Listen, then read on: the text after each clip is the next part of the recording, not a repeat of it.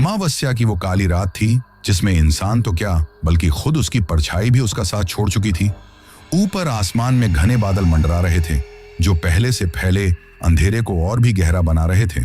साथ ही चारों ओर घुप सन्नाटा था और हवा में एक अजीब सी गंध फैली हुई थी। लेकिन इसी खामोशी के बीच एक औरत काले कपड़ों में एक हाथ में पूरी तरह ढकी हुई थाली लिए तेजी से एक तय दिशा में बढ़ती जा रही थी। उस थाली में क्या है ये कोई नहीं जान सकता था, क्योंकि वो काले कपड़े से इस तरह ढकी थी कि उसमें रखी चीजें देख पाना नामुमकिन था। उसकी चाल में बेसब्री साफ झलक रही थी। ऐसा लग रहा था जैसे वो किसी जरूरी काम के लिए देर से निकली हो। पूरा राजनगर कस्बा उस वक्त नींद के आगोश में था। घरों की लाइटें बंद थीं, गलियां सूनी थीं और रात का दूसरा पहर शुरू हो चुका था। कोई बाहर नहीं था, कोई आवाज नहीं, सिर्फ उस औरत के कदमों की हल्की आवाज उन वीरान सड़कों पर गूंज रही थी। वो एक एक गली पार करती जा रही थी। रास्ते में अचानक किसी कुत्ते की डरावनी रोने जैसी आवाज कानों में पड़ी और उसी के अगले पल न जाने कहां से एक बड़ा सा चमगादड़ उसके सिर पर आकर मंडराने लगा। लेकिन औरत ना तो डरी ना ही पीछे हटी। उसने अपने दाएं हाथ से हवा में सिर के ऊपर कुछ झटका और बोली, चल हुम। फट। और फिर जो हुआ वो देखने लायक था। वो चमगादड़ एक झटके में ऐसे गायब हो गया जैसे वो कभी वहां था ही नहीं। अब वो औरत कस्बे की आखिरी सीमा पार कर चुकी थी और उसके सामने जो रास्ता था वो बिल्कुल उबड़ खाबड़ और टूटा फूटा था। मगर वो बिना किसी डर या हिचकिचाहट के उसी रास्ते पर बढ़ती चली जा रही थी। उस वक्त वो दक्षिण दिशा की तरफ बढ़ रही थी और ये वही दिशा थी जहां उस कस्बे नुमा गांव का शमशान घाट मौजूद था। उस औरत की चाल में अब भी वही तेजी थी। वो बिल्कुल एक तय मकसद के साथ आगे बढ़ रही थी। दूर से ही उसे कुछ जलती हुई चिताओं की हल्की सी रोशनी दिखने लगी थी और उस रोशनी के साथ साथ वहां से आती एक गंध भी हवा में फैल रही थी। वो गंध कुछ ऐसी थी जो किसी आम इंसान को अंदर तक हिला सकती थी। जलते मांस की बदबू जो उस सुनसान अंधेरे में और भी ज्यादा डर पैदा कर रही थी। लेकिन उस औरत पर इसका कोई असर नहीं हो रहा था। उसके चेहरे पर धीरे धीरे एक हल्की सी मुस्कान आने लगी थी, जैसे वो किसी अपने की तलाश में हो और अब वो मिलने ही वाला हो। अब वो शमशान घाट के बिल्कुल पास पहुंच चुकी थी। तभी उसने बहुत धीमे स्वर में एक नाम पुकारा, मैकू। लेकिन वहां से कोई जवाब नहीं आया। इसलिए उसने दोबारा थोड़ा तेज बोलकर कहा, मैकू, ओ मैकू, कमबख्त कहां मर गया। फिर खुद ही बड़बड़ाई और बिना रुके शमशान घाट के अंदर दाखिल हो गई। वहां की हालत देखकर कोई भी काम चाहे। चारों ओर अधजली लकड़ियां, बिखरे हुए कपड़े, जलती बुझती लपटें और उन सब के बीच में छाई एक अजीब सी खामोशी। वहां कुछ ऐसा माहौल था जिसे देखकर किसी का भी गला सूख सकता था। लेकिन उस औरत के चेहरे पर कोई डर नहीं था, बल्कि उसके कदम और तेज हो गए थे। वो सीधा एक जलती हुई चिता के पास पहुंची और वहां रुक गई। फिर उसने आंखें बंद करके बहुत शांत और साफ आवाज में एक मंत्र पढ़ा, ओम ऐन ह्रीं क्लीं चामुंडाय विच्छे नमः अम फट फट, ओम शत्रु मारे मारे अम फट फट स्वाहा। और इसके बाद जो हुआ वो सुनकर किसी की भी रूह कांप सकती थी। उस जलती हुई चिता में से एक शव धीरे धीरे ऊपर उठने लगा, जैसे वो उसी औरत का इंतजार कर रहा हो। और फिर अचानक उस चिता की आग एकदम से शांत हो गई। चारों ओर सिर्फ धुआं रह गया और वो लाश अब बिल्कुल सामने थी, मानो अगले आदेश का इंतजार कर रही हो। उस औरत ने जैसे ही वो चिता शांत कर दी और लाश सामने आ गई तो उसने बिना वक्त गवाए एक और मंत्र पढ़ना शुरू कर दिया। उसका स्वर साफ और काबू में था। वो बड़बड़ा नहीं रही थी, बल्कि ऐसा लग रहा था जैसे कोई पूरी तैयारी के साथ वहां कुछ बहुत बड़ा करने आया हो। उसने कहा, ओम योगिन्यय आगच्छ आगच्छ अम फट फट। और जैसे ही ये मंत्र पूरा हुआ, एकदम से वहां दो औरतें प्रकट हो गईं। दोनों के शरीर पर काले कपड़े थे, चेहरे एकदम गंभीर और आंखों में अजीब सी चमक थी। वो दोनों सीधा उस औरत के पास आईं और हाथ जोड़कर बोली, आज्ञा स्वामिनी। उस औरत ने उन दोनों को देखा और बोली, पिशाचिनी, तुम मेरे साथ रहो। इस शव साधना में मुझे तुम्हारी मदद चाहिए। पहली औरत ने झुककर जवाब दिया, जो आज्ञा स्वामिनी।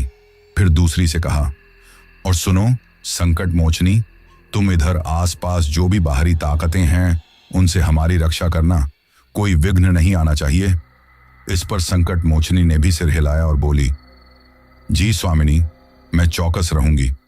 अब वो औरत जो तांत्रिक थी, उसने अपनी थाली का काला कपड़ा हटाया और जैसे ही वो कपड़ा हटा तो उसमें रखी चीजें देखकर किसी का भी माथा घूम जाए। अंडा, शराब से भरी एक छोटी कटोरी, ताजा खून से भरी एक कांच की कटोरी, सिंदूर, 5 तरह की मिठाइयां, नींबू और कुछ खास तरह की जड़ी बूटियां, ये सब एक खास तरीके से थाली में जमा कर रखी गई थी। साथ ही उसकी तीखी महक हवा में फैल चुकी थी। पिशाचिनी ने सामने आकर झुकते हुए कहा, स्वामिनी, सब तैयार हैं? तांत्रिक औरत ने उसकी ओर देखा और बोली, ठीक है, अब चलो। इसके बाद वो तीनों उस जगह गई जहां शव को पहले चिता से निकाला गया था। वहां अब वो शव सफेद कपड़े पर सीधा लिटाया गया था। उसके चारों तरफ लाल फूल बिछे थे और अगरबत्तियां जल रही थीं, जिनसे निकलती खुशबू माहौल को और भी गहरा बना रही थी। तांत्रिक औरत ने एक बार चारों तरफ नजर दौड़ाई। सब कुछ ठीक लगा तो उसने अपने काले कपड़े का लबादा धीरे से उतार दिया और एक ओर रख दिया। अब उसका असली रूप सामने था। करीब 28 साल की बेहद खूबसूरत औरत, गोरा रंग, भरे हुए अंग और ऐसा शरीर जिसे देखकर कोई भी उसे नजरअंदाज नहीं कर सकता था। उसकी आंखों में गहराई थी और चेहरा आत्मविश्वास से भरा हुआ। ये वही लक्षण थे जो वाम मार्ग की एक भैरवी में होते हैं और इसी वजह से उसके शरीर से एक अजीब सी ऊर्जा निकल रही थी। उसने अपने कपड़े धीरे धीरे उतारे, बिल्कुल शांत ढंग से, जैसे किसी रस्म का हिस्सा हो, और अब वो पूरी तरह से तैयार थी अपनी तांत्रिक साधना की अगली और सबसे खतरनाक प्रक्रिया के लिए। अब तांत्रिक औरत ने वो थाली अपनी साथी पिशाचिनी को पकड़ा दी और खुद बहुत धीरे से शव के चारों ओर घूमते हुए उसकी परिक्रमा करने लगी। उसने पूरे ध्यान से एक पूरा चक्कर लगाया, फिर वहां बैठकर आंखें बंद की और धीरे धीरे कुछ मंत्र बोलने लगी। उसकी आवाज अब भी एकदम शांत और सधी हुई थी। वो हर शब्द जैसे नाप कर बोल रही थी। कुछ ही देर बाद उसने थाली में रखा सिंदूर उठाया और शव के माथे पर एक बड़ा सा टीका लगाया। इसके बाद उसने वो शराब की कटोरी उठाई और उसके कुछ बूंदें उस शव के मुंह में डाली। फिर एक और मंत्र बोला, ओम शव वाहनाय आगच्छ आगच्छ फट स्वाहा। और तभी एकदम से उस लाश की आंखें खुल गईं। वो आंखें इतनी बड़ी और डरावनी थीं कि जैसे किसी ने उसे झटका देकर फिर से जिंदा कर दिया हो। उस वक्त वो औरत फिर से मंत्रों के जाप में लग चुकी थी। उसके होंठ तेजी से हिल रहे थे और आवाज अब थोड़ी तेज हो गई थी। कुछ ही पल में उस शव का शरीर हिलने लगा। उसकी जीभ बाहर निकल आई थी और वो लगातार हिल रही थी, और साथ ही उसके मुंह से ऐसी आवाजें निकल रही थीं जो किसी भी नॉर्मल इंसान को पागल बना दे, एकदम अजीब, कर्कश और डराने वाली। लेकिन उस औरत पर इसका कोई असर नहीं हो रहा था। वो तो जैसे उसी पल का इंतजार कर रही थी। तभी उसने थाली में रखी वो खून से भरी कटोरी उठाई और उसे उस लाश के सामने किया।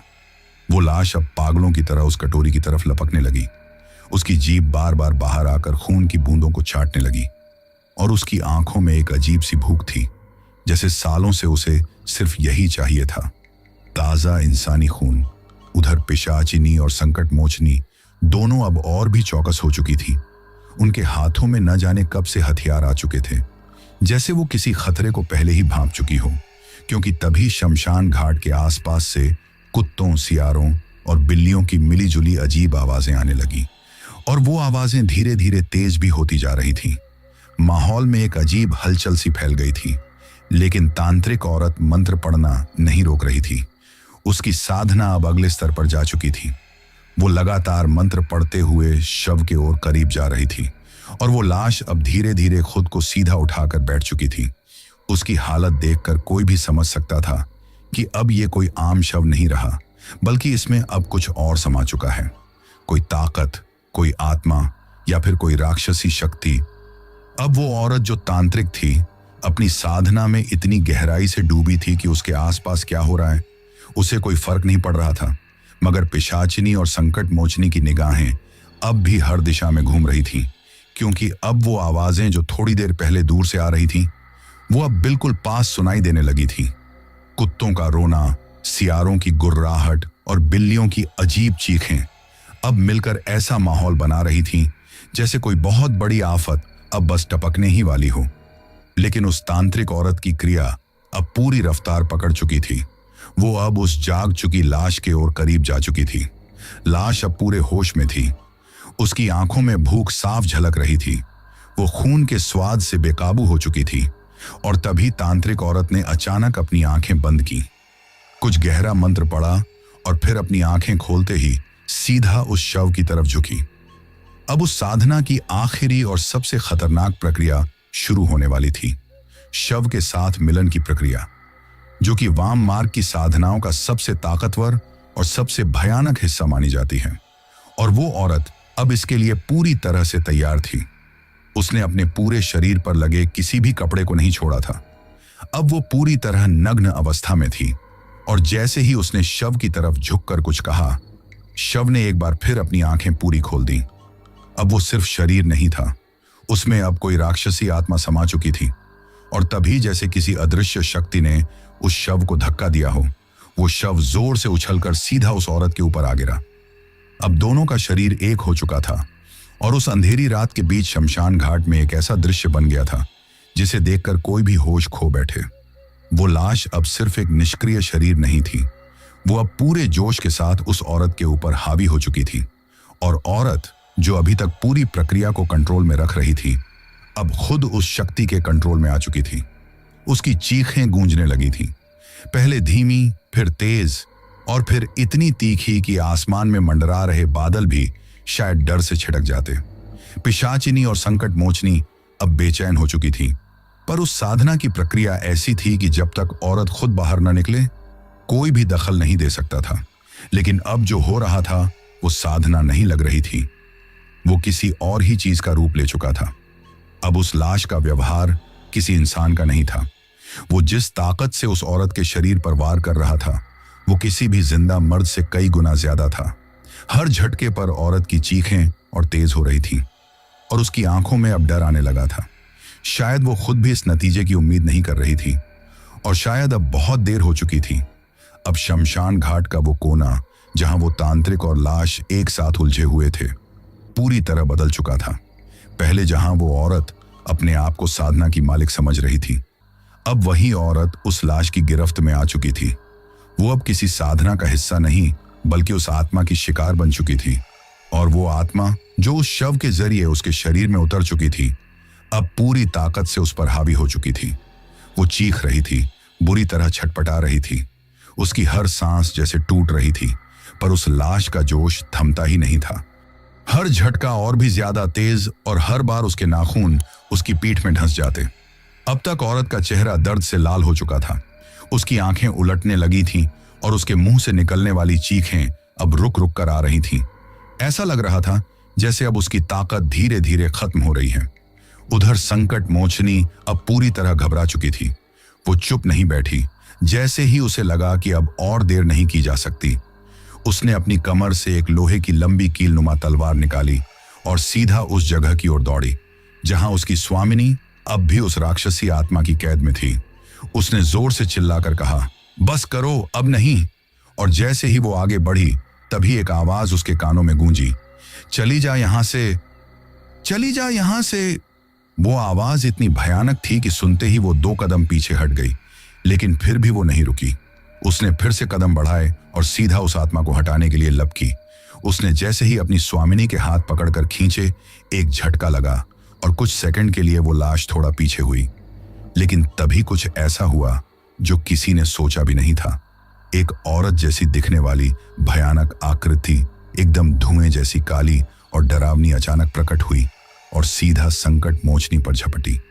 उसकी आवाज इतनी तेज और घसीटी हुई थी कि आसपास जलती हुई अगरबत्तियां भी बुझ गईं। उसने गुस्से में आकर संकट मोचनी को धक्का दिया और उसकी आंखों से लाल चमक सी निकलने लगी। मगर संकट मोचनी डरी नहीं। उसने पूरे जोर से अपनी तलवार उस पर मारी, लेकिन वो धुएं जैसी आकृति किसी भी वार से घायल नहीं हो रही थी। तभी वो आकृति जोर से चीखी और जैसे ही चीख गूंजी, उस लाश ने फिर से औरत को उठाया और उसे जमीन पर पटक दिया। 1 बार, 2 बार, 3 बार, और हर बार उसकी हालत और भी खराब होती जा रही थी। अब उसके शरीर से खून निकलने लगा था। वो जगह खून से भीगने लगी थी और फिर अचानक उस औरत के शरीर ने हिलना बंद कर दिया। उसकी आंखें अब खुली की खुली रह गई, पर उनमें कोई हरकत नहीं थी। वो पूरी तरह शांत हो चुकी थी और इसी के साथ उस राक्षसी आत्मा ने एक आखिरी जोर की चीख मारी और फिर सब कुछ शांत हो गया। वो तांत्रिक औरत अब जमीन पर पड़ी थी, पूरी तरह खामोश। उसकी खुली हुई आंखें एकटक आसमान की ओर देख रही थीं, लेकिन उनमें अब कोई हरकत नहीं थी। उसके पूरे शरीर में जान नहीं बची थी। जिस शरीर में अभी कुछ पल पहले तक एक खतरनाक आत्मा से भिड़ने की हिम्मत थी, अब वो ठंडा पड़ चुका था। आसपास पड़ा खून सूखने लगा था और उसकी बदन से आती गंध अब और भी भारी होती जा रही थी। संकट मोचनी कुछ देर तक वहीं खड़ी रही। उसने अपनी स्वामिनी को इस हालत में देखकर पहले तो कुछ समझ ही नहीं आया कि क्या किया जाए। उसकी आंखों में गुस्सा, दुख और डर सब कुछ एक साथ उतर आया था। लेकिन फिर उसने जैसे खुद को समेटा और घुटनों के बल बैठकर अपने स्वामिनी के मुंह के पास गया। कुछ पल सांसों की जांच की, लेकिन वहां कुछ नहीं था। उसने सिर नीचे झुका लिया और उसके होंठों से सिर्फ इतना निकला, स्वामिनी। आप भी चली गई। वहीं पास खड़ी पिशाचिनी अब भी स्तब्ध थी। उसके हाथ अब भी कांप रहे थे। उसने जो देखा था वो कोई भी सामान्य आत्मा नहीं थी जो थोड़ी देर पहले उस साधना को तोड़ते हुए आई थी। वो कुछ अलग थी। उसकी आंखों की लाल चमक, उसका शरीर जो एक पल में धुआं बन जाता था और अगले ही पल लाश को कंट्रोल कर लेता था। वो कोई आम भूत नहीं था, वो कुछ बड़ा था, कुछ बहुत ही खतरनाक संकट। मोचनी अब धीरे से खड़ी हुई और एक आखिरी बार अपने आसपास देखा। वो जगह अब भी सन्नाटे से भरी थी, लेकिन अब माहौल में कुछ बदल चुका था। पहले जहां साधना की ऊर्जा फैली हुई थी, अब वहां भारीपन था। कुछ ऐसा जैसे कोई अदृश्य ताकत अब भी वहीं आसपास मौजूद हो। हवा अब भी थमी हुई थी और पेड़ों की शाखाएं एक अजीब तरीके से हिल रही थीं, जैसे किसी ने उन्हें पकड़ा हुआ हो। तभी अचानक दूर शमशान घाट के बाहर कुत्तों ने फिर से रोना शुरू कर दिया। उनकी आवाजें अब और डरावनी लग रही थीं, जैसे वो किसी के आने की आहट पर चौंक गए हों। संकट मोचनी ने धीरे से अपनी तलवार वापस अपने कपड़ों में छिपाई और बोली, हमें यहां से जाना होगा। उसकी आवाज में अब भी डर था, लेकिन साथ ही एक फैसला भी था। फिर उसने पिशाचिनी की तरफ देखा और कहा, हम हार गए हैं। ये आत्मा हमसे कहीं ज्यादा ताकतवर थी और शायद अब ये साधना अधूरी ही रह जाएगी।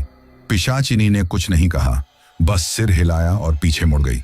वो दोनों अब उस चिता की ओर नहीं देख रही थी जहां उनकी स्वामिनी पड़ी थी, क्योंकि अब वहां सिर्फ एक लाश नहीं, एक अधूरी कोशिश की निशानी थी, और शायद एक बहुत बड़ी गलती का नतीजा भी।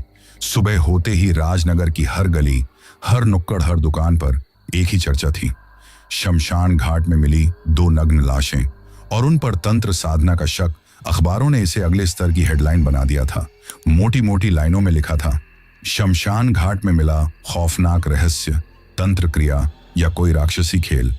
वहीं दूसरी ओर पुलिस फोर्स अब 7 टीमों में बंटी हुई थी। हर टीम को अलग अलग दिशाओं में इन्वेस्टिगेशन का जिम्मा सौंपा गया था और सबसे इंटेलिजेंट ऑफिसर क्राइम ब्रांच के इंस्पेक्टर सुनील आहूजा को इस केस की कमान सौंप दी गई थी। सुनील आहूजा वो इंसान था जो केस की परतें छील छील कर उसके सबसे गहरे हिस्से तक पहुंच जाता था।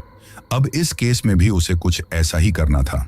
उसके साथ थे उसके 2 सबसे भरोसेमंद साथी, डोरा और विक्रम। तीनों ने बिना किसी शोर शराबे के सीधा शमशान घाट का रुख किया जहां यह सारा खेल हुआ था। वहां की हालत देखकर किसी का भी सिर घूम जाए। एक लाश पूरी तरह से नग्न अवस्था में चिता से कुछ दूर पड़ी थी। आसपास अगरबत्तियों की राख, आधा जला हुआ सिंदूर, शराब की टूटी हुई कटोरी और एक सफेद कपड़े पर जगह जगह खून के छींटे। सुनील आहूजा ने जैसे ही वो लोकेशन देखी, उसकी आंखों में एक अलग सी चमक आ गई। वो कुछ देर चुप रहा, फिर धीरे से बोला, यहां कुछ बहुत गड़बड़ है, ये रेगुलर मर्डर नहीं है। उसने अपने दस्ताने पहने और धीरे धीरे सारे सामान को छूकर झांचना शुरू किया। उधर डोरा और विक्रम आसपास की जगह को छानबीन करने लगे। तभी विक्रम ने एक किनारे से टूटी हुई थाली और उसके नीचे दबे कुछ बालों का गुच्छा बरामद किया और चौंकते हुए बोला, सर, लगता है ये औरत के सिर के बाल हैं और बिल्कुल ताजा हैं। सुनील ने थाली उठाकर देखा और कुछ पल उसे घूरता रहा, फिर हल्के से बुदबुदाया, ये काम किसी नौसिखिए का नहीं है। ये कोई ऐसा है जिसे साधना की बारीकियां आती हैं, और ये मामला सिर्फ मर्डर का नहीं, कुछ तो और है। वहीं डोरा ने लाश की हालत देखकर कहा, सर, इस लाश को देखकर लग रहा है कि इसे किसी जानवर ने नहीं, किसी इंसान ने इस हाल में पहुंचाया है। पर जिस तरह से इसके शरीर के हिस्से गायब हैं, ये चीज डराती है। सुनील थोड़ा झुका और बारीकी से शव की आंखों की तरफ देखा, फिर अचानक सीधा खड़ा हो गया और बोला, ये आत्मा छोड़ चुकी है शरीर, पर जाते वक्त कुछ खींच कर ले गई हैं। ये लाश नहीं, सबूत है। उसी वक्त पोस्टमार्टम के लिए दोनों लाशें एम्बुलेंस में सील करवाई गई और सुनील खुद उस गाड़ी के पीछे पीछे चल पड़ा। मगर उसके दिमाग में अब कई सवाल उठ चुके थे। कौन था वो जिसने तांत्रिक औरत को इस हालत में पहुंचाया? क्या वो शव जिसे उसने जिंदा करने की कोशिश की वाकई इंसानी था या कुछ और? और सबसे खतरनाक सवाल, क्या अब भी वो ताकत कहीं बाहर है? पोस्टमार्टम हाउस का माहौल हमेशा की तरह ठंडा और अजीब सा था, पर उस दिन कुछ अलग था, जैसे वहां की हवा भी थमी हुई थी। सुनील आहूजा ने जैसे ही कदम अंदर रखा, उसका चेहरा और भी गंभीर हो गया। सामने दोनों लाशें रखी थीं, एक औरत की जो पूरी तरह नग्न अवस्था में थी और जिसके शरीर पर कई जगह गहरे घाव थे, और दूसरी एक पुरुष की जिसके गले में सूखी हुई लाल फूलों की माला अब भी झूल रही थी। कमरे में एक सीनियर डॉक्टर मौजूद था जो इन दोनों शवों का पोस्टमार्टम कर रहा था। सुनील ने डॉक्टर को हल्की आवाज में कहा, कुछ मिला क्या? डॉक्टर ने चश्मा उतारते हुए उसकी तरफ देखा और बोला, मिला है सर, बहुत कुछ मिला है, लेकिन जो मिला है वो डराने वाला है। सुनील थोड़ा आगे बढ़ा और बोला, डिटेल में बताओ। डॉक्टर ने एक गहरी सांस ली और रिपोर्ट की फाइल खोलते हुए बोला, औरत की बॉडी पर जिस तरह के घाव हैं वो किसी नॉर्मल इंसान के किए हुए नहीं लगते। नाखूनों के निशान गहरे हैं और कई जगहों पर मांस गायब है, पर यह सब एक जैसी सफाई से नहीं किया गया। कुछ कटाव ऐसे हैं जैसे कोई जानवर फाड़ गया हो। सुनील चौंका। जानवर? डॉक्टर ने सिर हिलाया। हाँ, मगर अजीब बात यह है कि किसी भी कट पर लार बाल या किसी और एनिमल का डीएनए नहीं मिला। ऐसा लगता है जैसे इंसान की शक्ल में कोई और ही था जो ये सब कर रहा था। सुनील अब रिपोर्ट पर झुककर देख रहा था। वहीं डॉक्टर ने पुरुष की लाश की तरफ इशारा करते हुए कहा, और ये जो दूसरी लाश है, इसकी बॉडी से तेज इत्र की महक अब भी आ रही है, जैसे इसे किसी तांत्रिक तरीके से तैयार किया गया हो। इसकी स्किन पर जले हुए फूलों के दाग हैं और नाभि के पास नींबू राख और सिंदूर के निशान। ऐसा लगता है जैसे इसे किसी खास रिचुअल में इस्तेमाल किया गया हो। सुनील अब कुछ देर तक चुप रहा। उसकी आंखें लाश पर थीं, लेकिन दिमाग कहीं और दौड़ रहा था।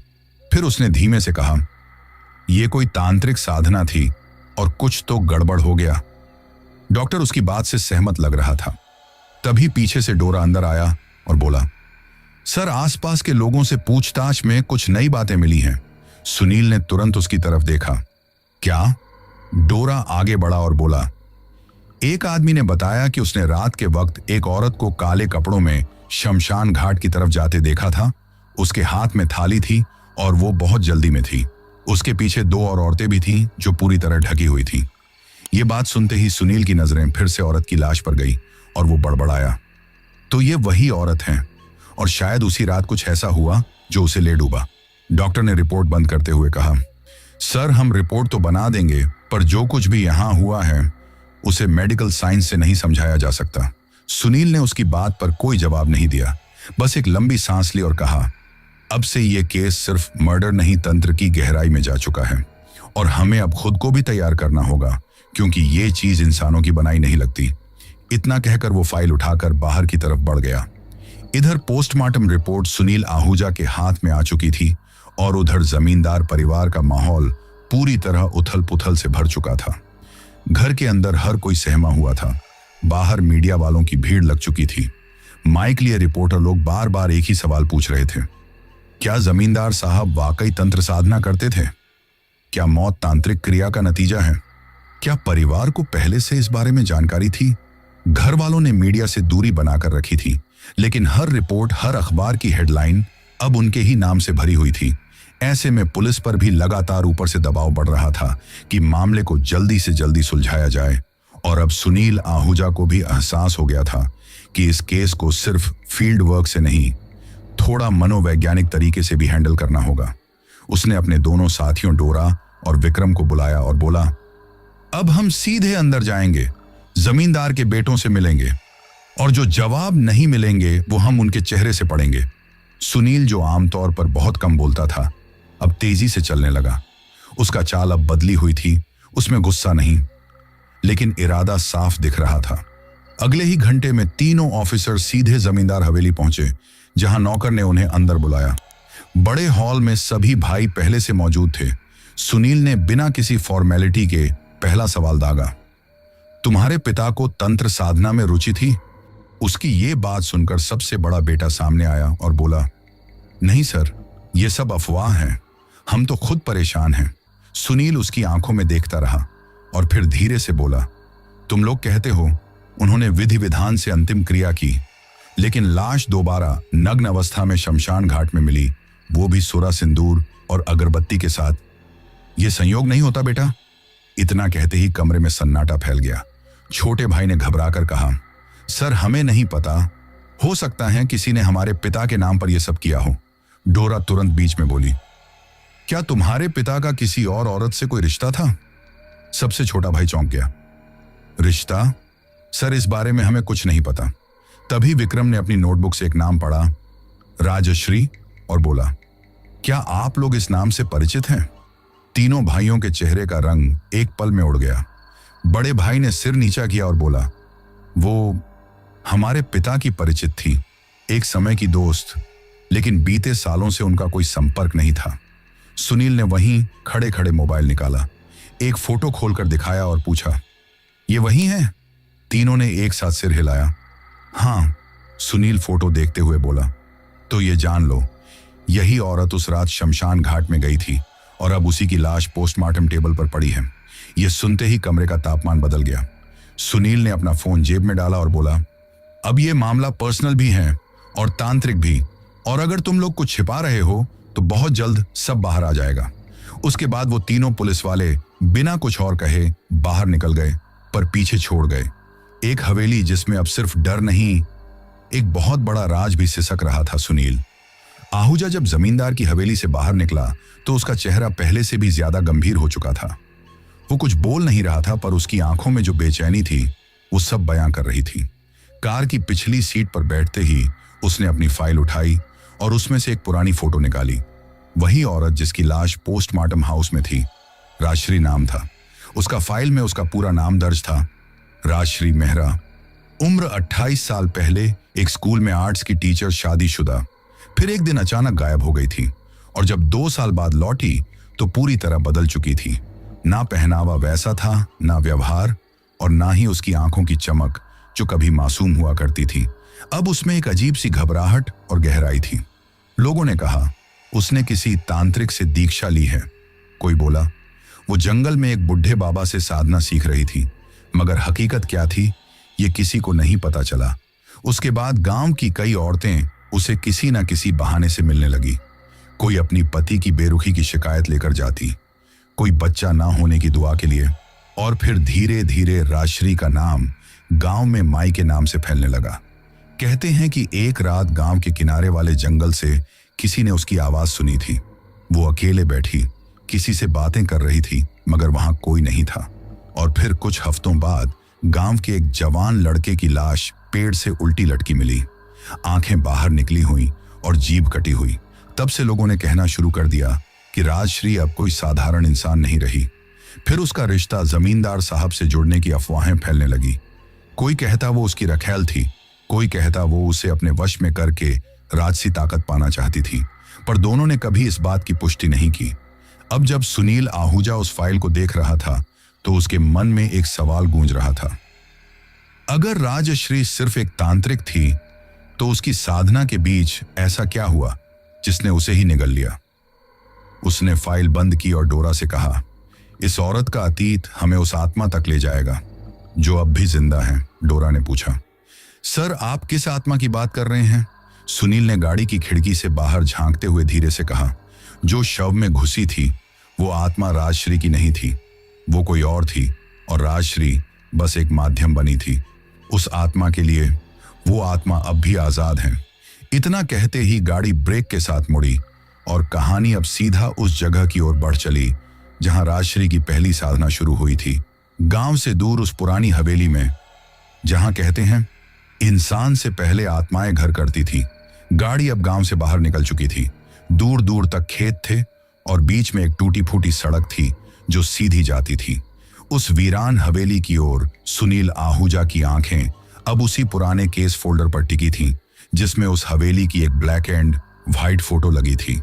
एक ऐसी हवेली जो अब खंडहर बन चुकी थी, लेकिन कभी किसी जमाने में वहां पर गांव के सबसे रईस लोग रहते थे। हवेली के बारे में कहा जाता था कि उसके नीचे एक तहखाना है जहां पुराने जमाने में बलि देने की जगह हुआ करती थी, और वहीं पर राजश्री पहली बार अपनी साधना में बैठी थी।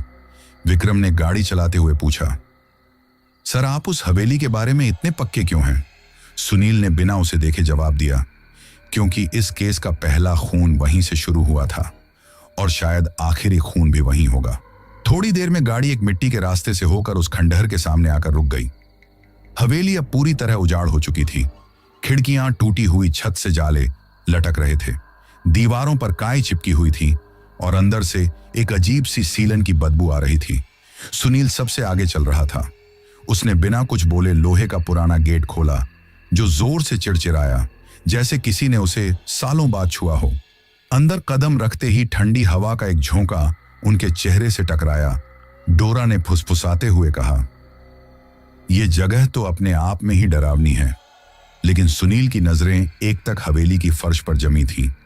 वहां अब भी कुछ निशान थे, राख के हल्के धब्बे, सिंदूर के छींटे और कुछ पुराने नींबू सूख चुके थे जो अब सड़े हुए काले रंग के हो चुके थे।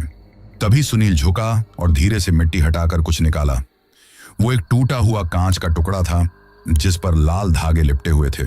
यहां कुछ किया गया है और कोई इसे छुपाने की बहुत कोशिश कर रहा है, ये कहकर उसने गहराई से एक ओर देखा। वहां फर्श पर एक जगह हल्की सी दरार थी। वो तीनों झुककर देखने लगे।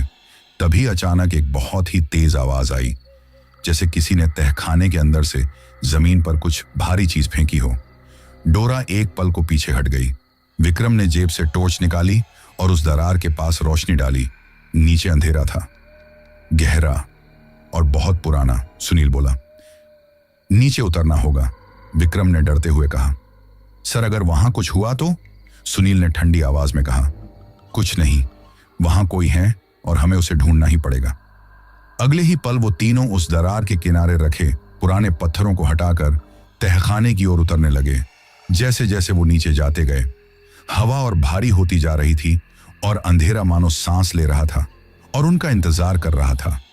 तहखाने की सीढ़ियां तंग और बेहद पुरानी थीं। हर कदम पर लकड़ी चरमराती, जैसे अब टूट ही जाएगी। लेकिन सुनील बिना रुके नीचे उतरता रहा।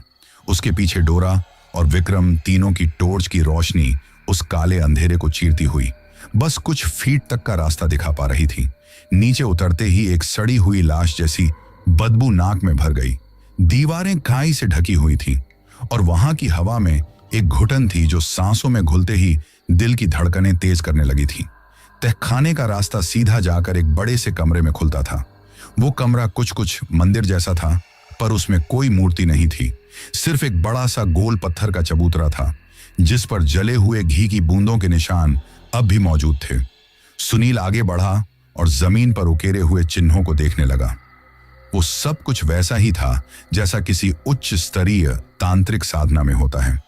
चारों कोनों में नींबू, सिंदूर, भस्म और पुराने तेल के दीपक अब भी सूखे पड़े थे। बीचों बीच उस चबूतरे पर एक धुंधला सा हाथ से लिखा मंत्र था, एयूएम कपालिनी नमः, जागृतम कुरु स्वाहा। सुनील ने धीरे से कहा, राजश्री ने यहीं से शुरुआत की थी और लगता है यहीं कुछ छूट गया था।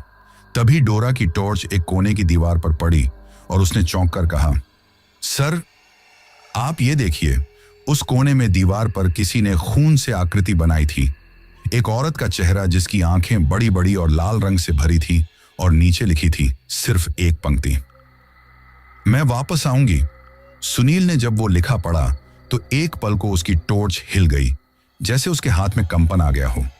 विक्रम धीमी आवाज में बोला, सर ये सब किसी बहुत ही डार्क साधना का हिस्सा लगता है। शायद ये वही आत्मा है जिसने राजश्री को माध्यम बनाया। तभी पीछे से एक हल्की सी सरसराहट सुनाई दी। तीनों ने पलटकर देखा तो कुछ नहीं था, पर ठंडी हवा अब उनकी गर्दन के पीछे से बह रही थी, जैसे कोई बहुत करीब खड़ा हो। डोरा ने झट से कहा, सर, हमें यहां ज्यादा देर नहीं रुकना चाहिए। लेकिन सुनील अब भी उसी चबूतरे को देख रहा था और फिर धीरे से बोला, नहीं, अब यह जगह हमें छोड़ने नहीं वाली। तभी एक भयानक चीख पूरे तहखाने में गूंज उठी, इतनी तेज कि टॉर्च की लाइट एक पल को फड़फड़ाकर बंद हो गई। और जब सबने अपने अपने टॉर्च वापस ऑन की तो तहखाने के बीचों बीच अब वो आकृति खड़ी थी। वही चेहरा, वही लाल आंखें और एक धीमी गूंजती आवाज। राजश्री ने अधूरा छोड़ा था, तुम लोग पूरा करोगे। उस भयानक गूंजती हुई आवाज ने तहखाने की हवा को और भारी कर दिया था। सुनील, डोरा और विक्रम तीनों कुछ पल के लिए वहीं जड़ हो गए थे, जैसे किसी ने उनकी सांसें पकड़ ली हों। सामने खड़ी वो आकृति अब और स्पष्ट हो चुकी थी। वो इंसानी नहीं लग रही थी, लेकिन पूरी तरह धुआं भी नहीं थी। उसका चेहरा अजीब तरीके से विकृत था, आंखें गहरी और लाल, और उन आंखों में जो घूर था वो किसी को भी अंदर तक तोड़ देने के लिए काफी था। सुनील ने धीरे से अपने बैग से छोटा कैमरा निकाला और रिकॉर्डिंग शुरू कर दी। वो जानता था कि अब हर पल सबूत बन सकता है। आकृति ने अपने लंबे हाथ को उठाया और चबूतरे की ओर इशारा करते हुए कहा। वो आधा मंत्र अधूरा था। राजश्री ने जिसे जगाया उसने उसे ही निगल लिया।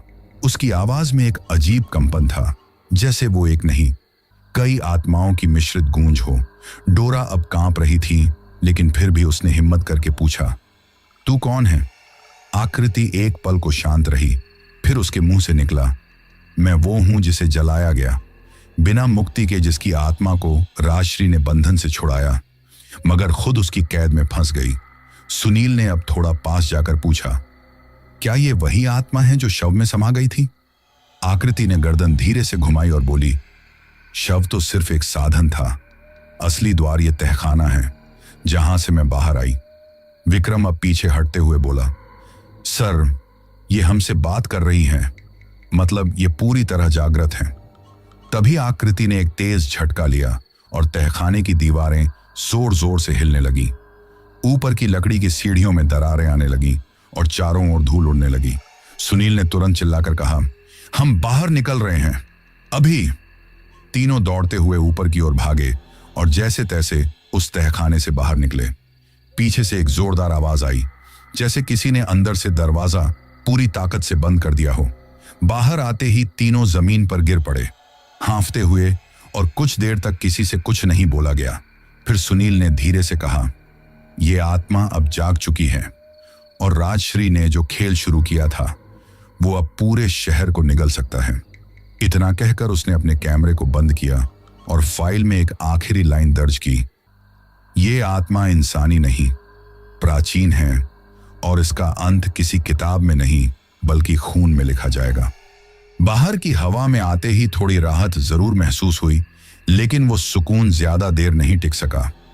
आसमान पर अब तक बादल थे और उनके बीच में से कहीं कोई ऐसी हल्की नीली रोशनी झलक रही थी जो आम नहीं थी।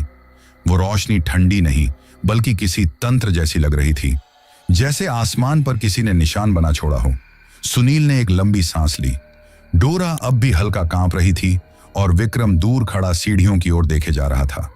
तभी सुनील ने धीरे से कहा, हम तीनों ने जो देखा वो इंसान की समझ से बाहर है। ये केस अब सिर्फ मर्डर मिस्ट्री नहीं रहा, ये कुछ और है, कुछ बहुत गहरा।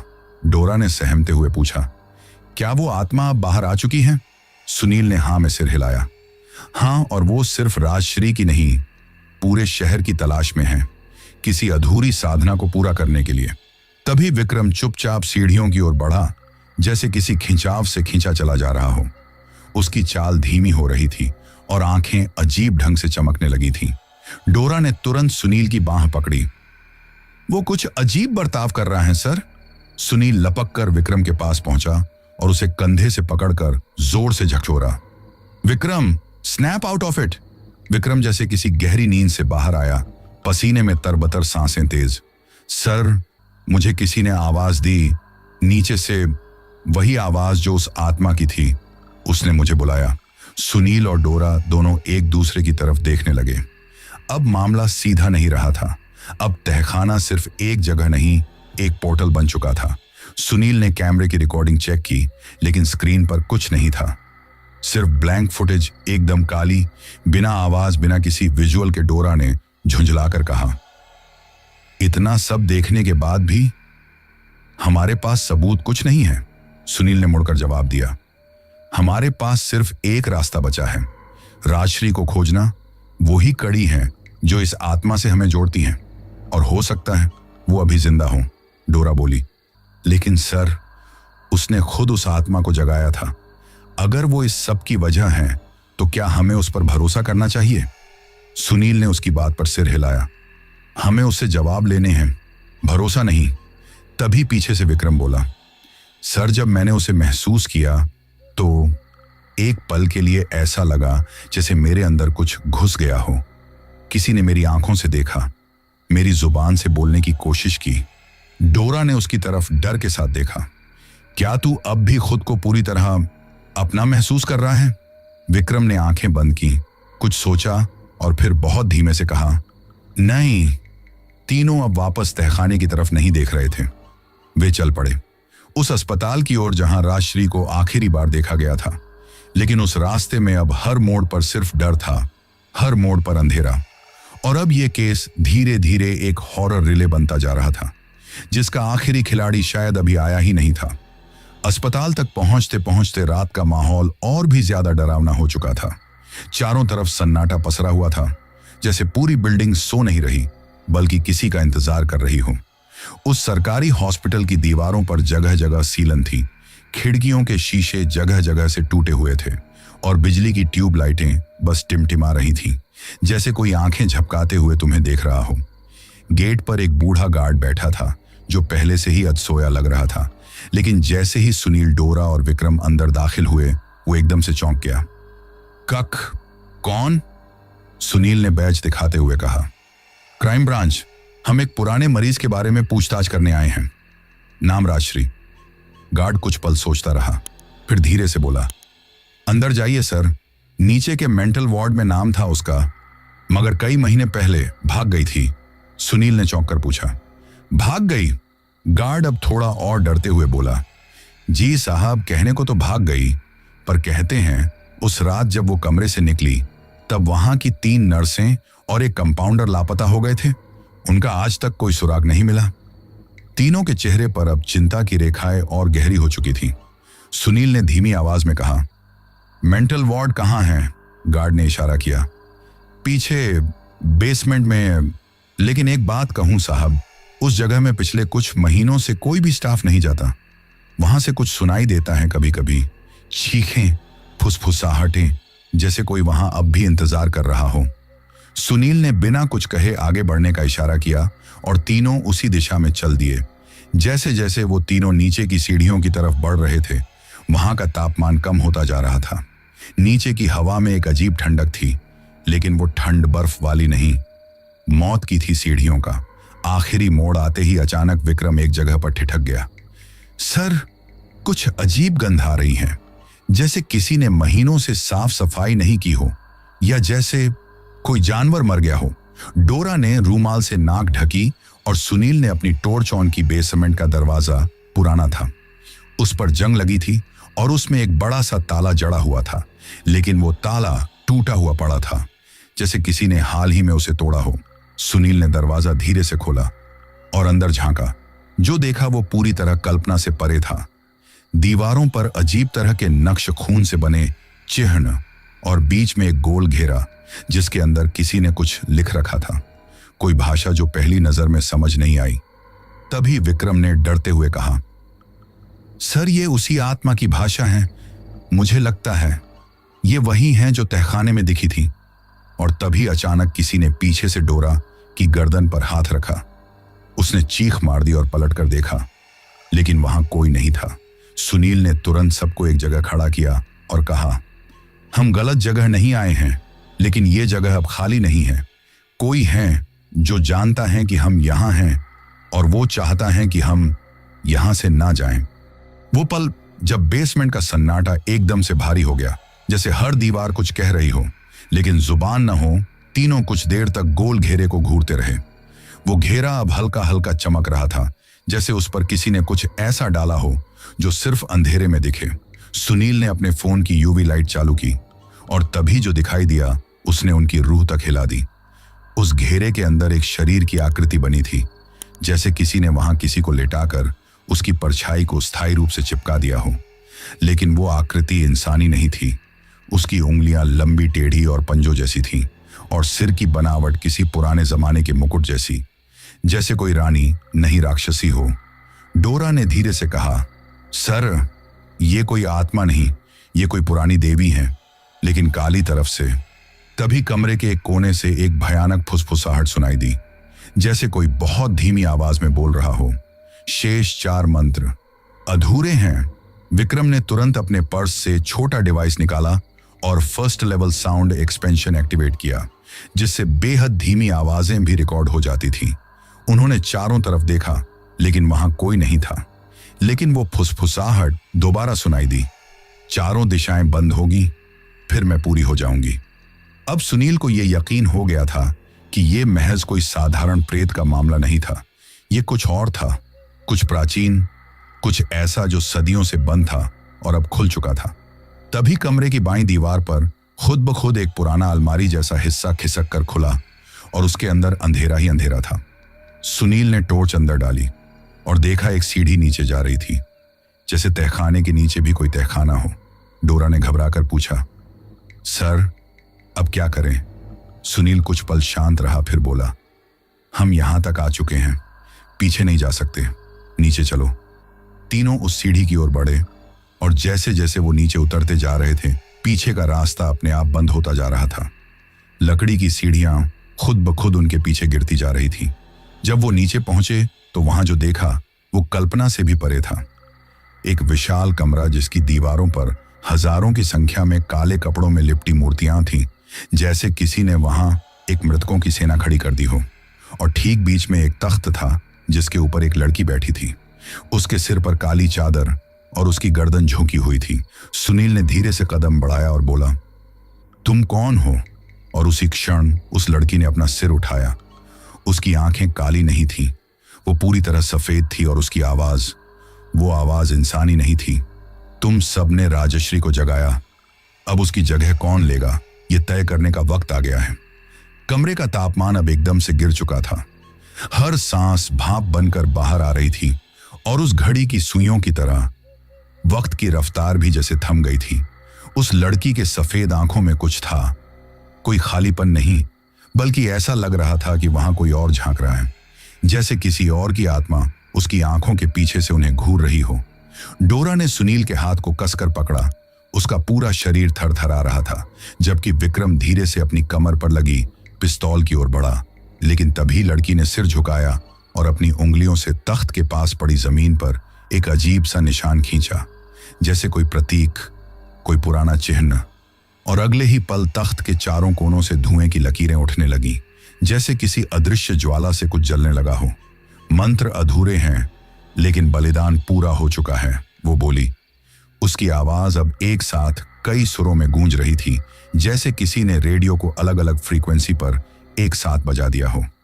सुनील ने हिम्मत करके कैमरा उसकी ओर किया और बोला, अगर तू राजश्री की जगह लेने आई है तो उसका मतलब क्या है? कौन था वो? क्या चाहता है? लड़की ने मुस्कुराते हुए कहा, राजश्री सिर्फ एक नाम था, असली नाम तो रणमुक्ता है, जो आत्माओं को बांधकर नहीं रखती बल्कि उनके अधूरे काम पूरे करवाती हैं। मगर अब मैं उसकी उत्तराधिकारी हूं। अचानक कमरे की दीवारों पर लटकी सारी काली मूर्तियां हिलने लगी। उनके कपड़े फड़फड़ाने लगे, जैसे वो सब जिंदा हो रही हों। विक्रम ने तुरंत पिस्तौल निकाल ली और बोला, सर, ये क्या हो रहा है? लेकिन सुनील की नजर अब उस एक मूर्ति पर थी जो धीरे धीरे तख्त की ओर झुक रही थी और कुछ बड़बड़ा रही थी। मां की सेवा रक्त से पूरी होती है।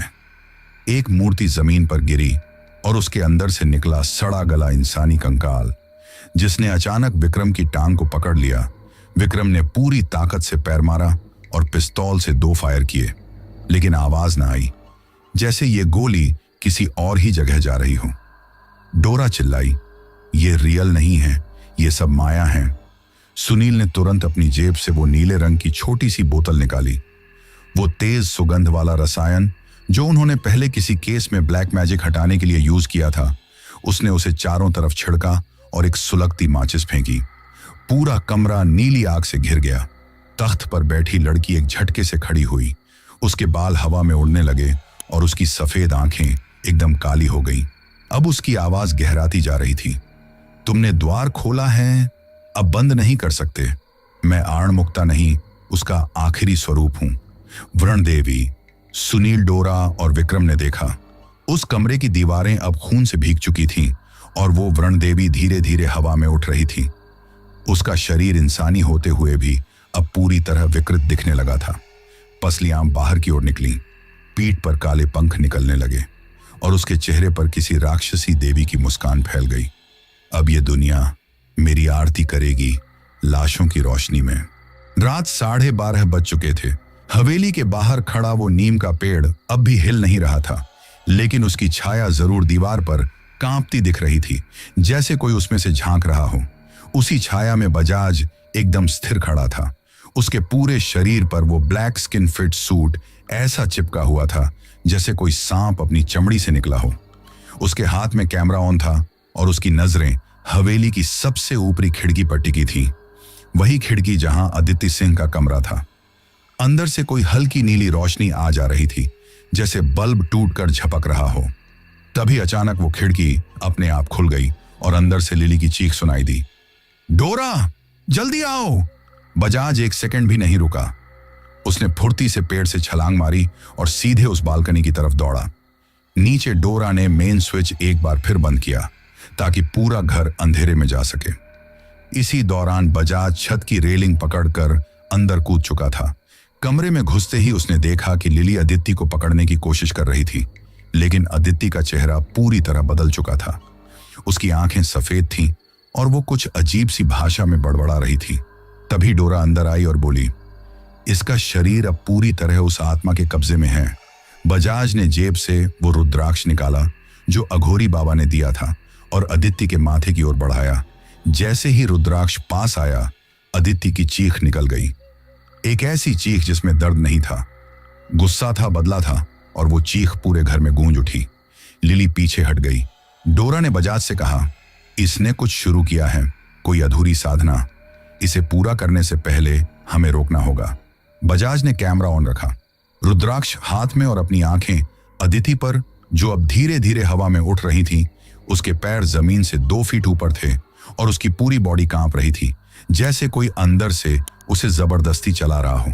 तभी उसने मुंह खोला और एकदम सपाट आवाज में बोली, अब बहुत देर हो चुकी है, तुम सब अगले हो। अदिति हवा में तैर रही थी। उसकी सफेद आंखों के बीच एक काली रेखा बन चुकी थी जो धीरे धीरे फैल रही थी। उसके चेहरे पर अब कोई मानवीय भाव नहीं था, जैसे वो अब सिर्फ एक लाश हो जिसमें कोई प्राचीन रूह बस चुकी हो। डोरा और लिली कमरे के एक कोने में खड़ी थी। दोनों के चेहरे पर डर साफ दिख रहा था, लेकिन हिम्मत ने अभी साथ नहीं छोड़ा था। बजाज ने रुद्राक्ष को मुट्ठी में कस लिया और मंत्र पढ़ना शुरू कर दिया। AUM कपालिनी देव्यै नमः, अम फट स्वाहा।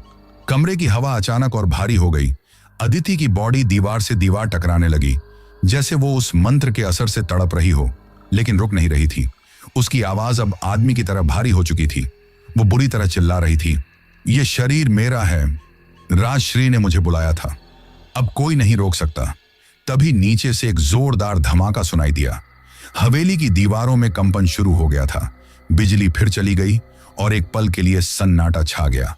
उसी सन्नाटे में अदिति एक झटके में सीधी नीचे गिर पड़ी। बजाज तुरंत उसकी ओर भागा और उसके माथे पर रुद्राक्ष रख दिया। उसकी बॉडी एकदम शांत हो गई, लेकिन तभी उसके मुंह से खून की पतली धार निकली और उसकी गर्दन धीरे धीरे पीछे की ओर मुड़ने लगी, जैसे कोई उसका कंठ तोड़ रहा हो। डोरा ने चीख कर कहा, ये आत्मा इसे मार देगी अगर अभी कुछ नहीं किया। बजाज ने फौरन जेब से लाल सिंदूर निकाला और उसके गले पर त्रिकोण बनाते हुए कहा, अगर तू यही है जो खुद को एंशंट कहती है, तो मैं तुझे उसी प्राचीन रेखा में बंद करता हूं। इतना कहते ही उसकी हथेली से एक जलता हुआ चिन्ह निकल पड़ा और अदिति की गर्दन वहीं रुक गई। अब उसकी आंखें खुली थीं, लेकिन उनमें आत्मा की जगह फिर से इंसानियत दिख रही थी। कुछ पल के लिए सब शांत हो गया, लेकिन फिर एक ठंडी फुसफुसाहट कमरे में गूंजने लगी। तुमने दरवाजा बंद नहीं किया, वो बाकी हैं। डोरा ने खिड़की की तरफ देखा। बाहर हवाएं अब किसी भटके हुए भूत की तरह बेकाबू होकर पेड़ों को झकझोर रही थी। लिली ने अदिति को अपने सीने से लगा लिया था। उसकी सांसें तेज थीं और उसकी आंखों में जो डर था वो सिर्फ किसी रूह को देखकर ही आ सकता था। बजाज कमरे में तेज कदमों से चक्कर लगाने लगा। वो कुछ सोच रहा था। अचानक उसकी नजर दीवार पर बनी उस पुरानी तस्वीर पर पड़ी जिसमें राजश्री एक अजीब तरह की मुद्रा में बैठी थी और उसके पीछे वही तहखाना बना हुआ दिख रहा था जिस तहखाने से वो आत्मा आई थी। बजाज ने ठंडे स्वर में कहा, यह सब कुछ उस दरवाजे से शुरू हुआ था और उसका दरवाजा अभी तक बंद नहीं हुआ। तभी बाहर से सुनील की आवाज आई, बजाज जल्दी नीचे आओ। तहखाने का ताला अपने आप खुल गया है। बजाज की आंखें एक पल के लिए ठहर गईं। डोरा और लिली समझ गई थी कि अब असली खेल शुरू होने वाला है। नीचे तहखाने की ओर जाते हुए सीढ़ियां ऐसे चरमराईं जैसे खुद घर डर रहा हो। सुनील और विक्रम नीचे पहले से मौजूद थे। सुनील ने धीमे स्वर में कहा, अंदर से फिर से वही आवाजें आ रही हैं, मगर इस बार सिर्फ एक नहीं। बजाज ने बिना रुके कदम बढ़ा दिए। उसके हाथ में अब वही त्रिशूल नुमा रोड थी जो उसने पिछली बार आत्मा को भगाने के लिए इस्तेमाल की थी। तहखाने का दरवाजा पूरा खुला हुआ था। अंदर गहराई से एक अजीब तरह की गूंज आ रही थी, जैसे कोई प्राचीन जंतर अब फिर से एक्टिवेट हो चुका हो।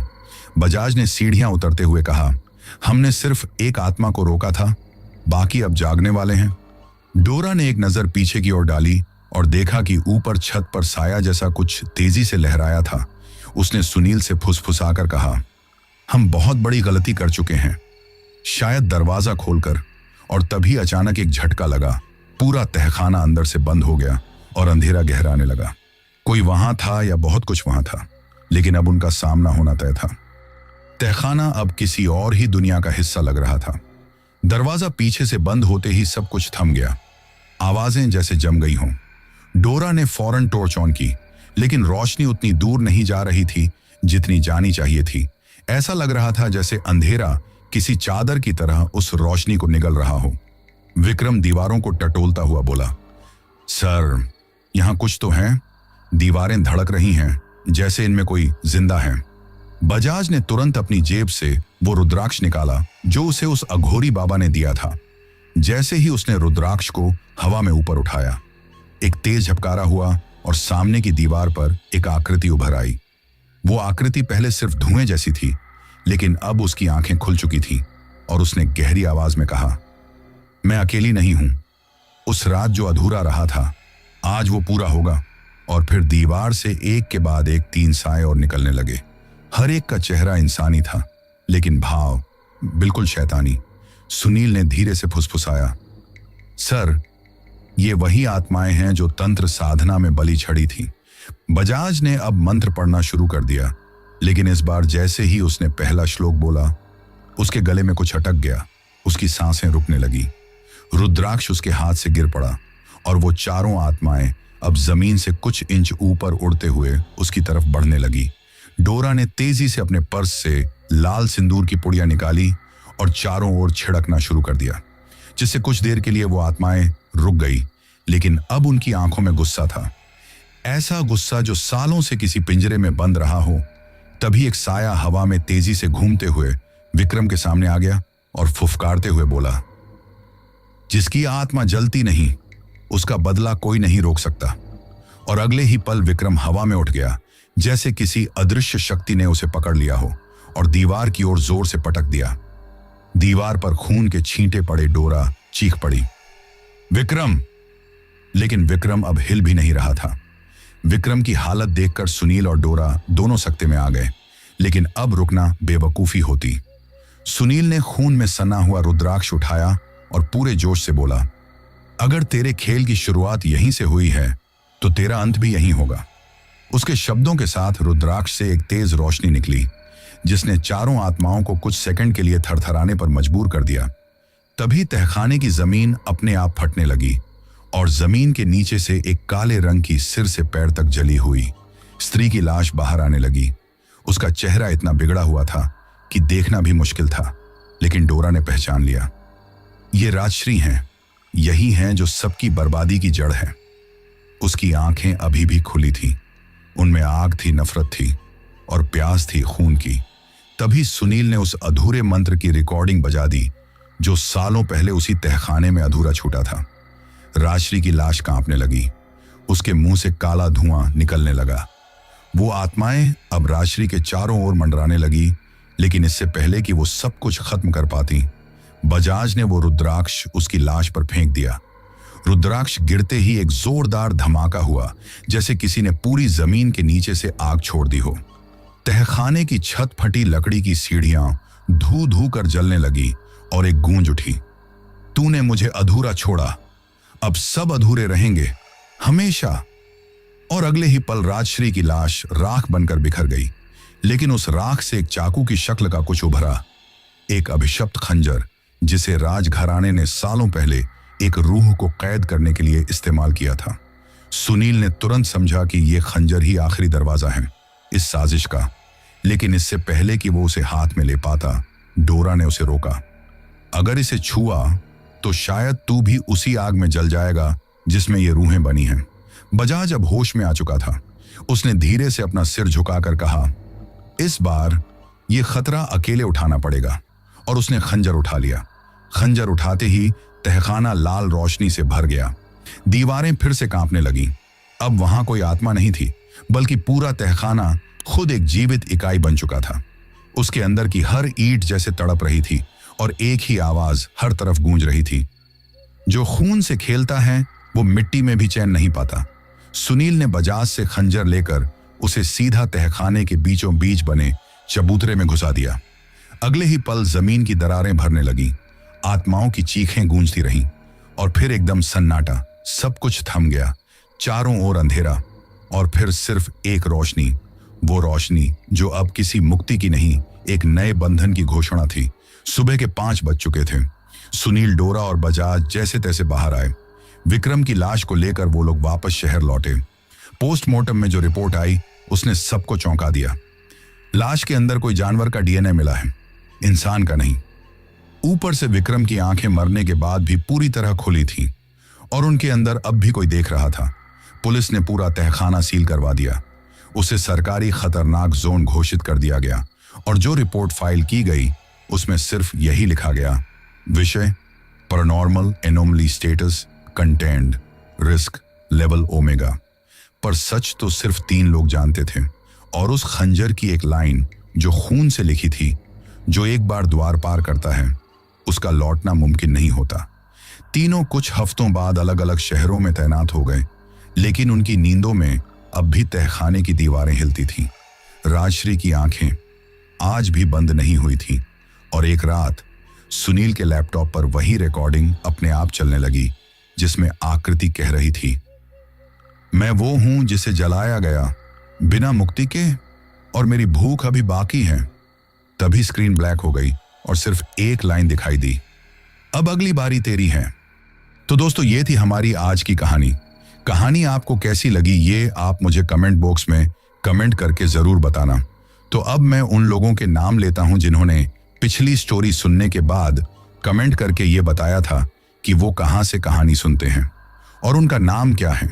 तो सबसे पहले रमेश हैं बालोतरा राजस्थान से, अरमान हैं पाकिस्तान से, पूनम धनक हैं राजकोट गुजरात से, बलजिंद्र जाट हैं मोहाली पंजाब से, सहारान हैं यूपी से, संतोष यादव हैं बिलासपुर छत्तीसगढ़ से, पुष्पा राणा हैं नागपुर से, सुरेंद्र कुमार हैं विजयनगर राजस्थान से, मिस्टर रेहान हैं भजनपुरा दिल्ली से, आरती प्रजापति हैं कोटा से, लक्ष्मण हैं तेलंगाना से, शोभा और अशोक हैं सिरसा हरियाणा से, मनीष यादव हैं, माधुरी चौहान हैं रायगढ़ चित्तौड़गढ़ से, ऋतु थापा हैं मेरठ से, अक्षम खान हैं जौनपुर से, शिवम पांडे हैं प्रयागराज से, जितेंद्र सैनी हैं बरेली से, आसिफ अब्बासी हैं फिरोजाबाद से, मुस्कान हैं हिमाचल से, सरोज और मोहित हैं रायबरेली उत्तर प्रदेश से, बबलू मालाकार हैं गुवाहाटी असम से। तो दोस्तों, ये थे उन लोगों के नाम जिन्होंने पिछली स्टोरी पर कमेंट करके हमें बताया था कि वो कहां से कहानी सुनते हैं। इसके साथ ही अगर अभी तक भी आप लोगों ने चैनल को सब्सक्राइब नहीं किया है तो जल्दी से चैनल को सब्सक्राइब कर लो, क्योंकि आपका ये छोटा सा सहयोग मेरे लिए बहुत ज्यादा मायने रखता है।